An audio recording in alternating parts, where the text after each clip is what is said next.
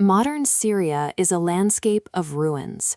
After more than a decade of conflict, hundreds of thousands are dead, and the world's major superpowers are still locked in a standoff over the remains of its cities. But this collapse didn't begin with a military invasion. It began in February 2011, when a 14-year-old boy named Mawiya tagged a school wall in the southern city of Daraa with a can of spray paint. He wrote, "It's your turn, doctor." The doctor was Syrian President Bashar al-Assad, a former ophthalmologist who had studied in London. Mawiya was just mimicking slogans he'd heard on the radio. He had no way of knowing those 5 words would set off a sequence of events that drew the US, Russia, and Iran into a singular, bloody battlefield. To understand why a wall of graffiti felt like an existential threat to the government, you have to look at the demographics of power. For 45 days, boys were held in a detention center and tortured. Their fingernails were pulled out, and they were subjected to electric shocks. When their parents begged for the children's release, the local security chief told them to forget their kids and make new ones. He added that if they couldn't, the secret police would do it for them. That specific, personal insult acted as a catalyst. Peaceful crowds began to gather in Daraa, marching through the streets to demand the boys be returned to their families.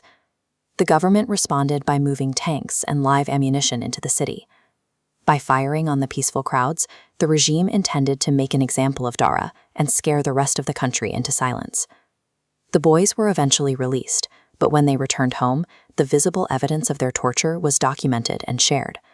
The sight of the wounded children caused the protests to spread from one city to 20. The violence the government used to crush the dissent became the primary reason it grew.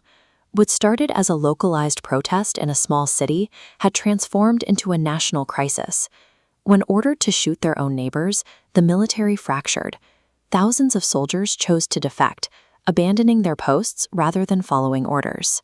These defectors joined armed civilians to form the Free Syrian Army, beginning a guerrilla campaign to seize territory and remove Assad by force.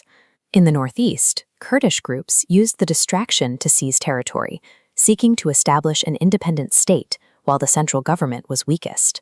The power vacuum also drew in outside extremists. ISIS militants crossed the border from Iraq, using the chaos as an opportunity to capture Syrian cities and establish their own self-declared caliphate. In a matter of months, Syria was no longer a single nation.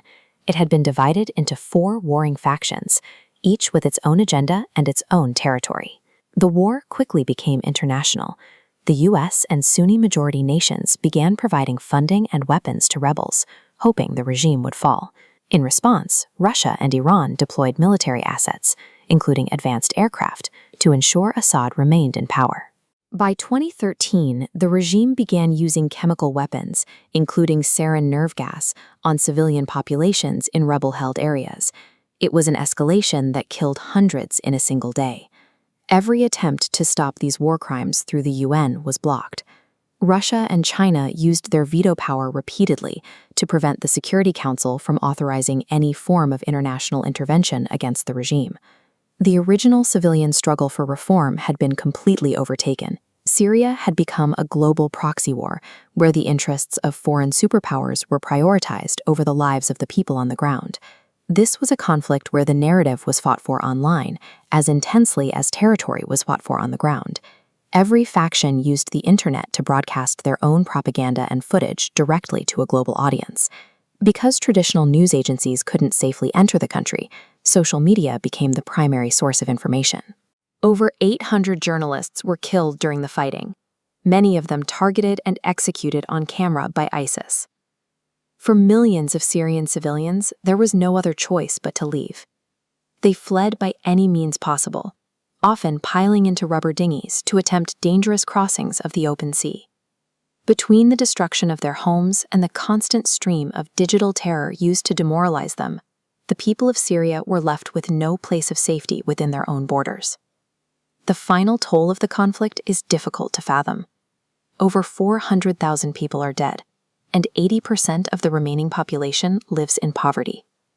Muawiyah, the boy who started it all with a can of paint, is now an adult and still a fighter.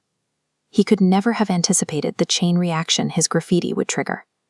Ultimately, the state of the country is the result of a specific choice made by its leadership. The decision to maintain power even as the nation around them was reduced to ruins.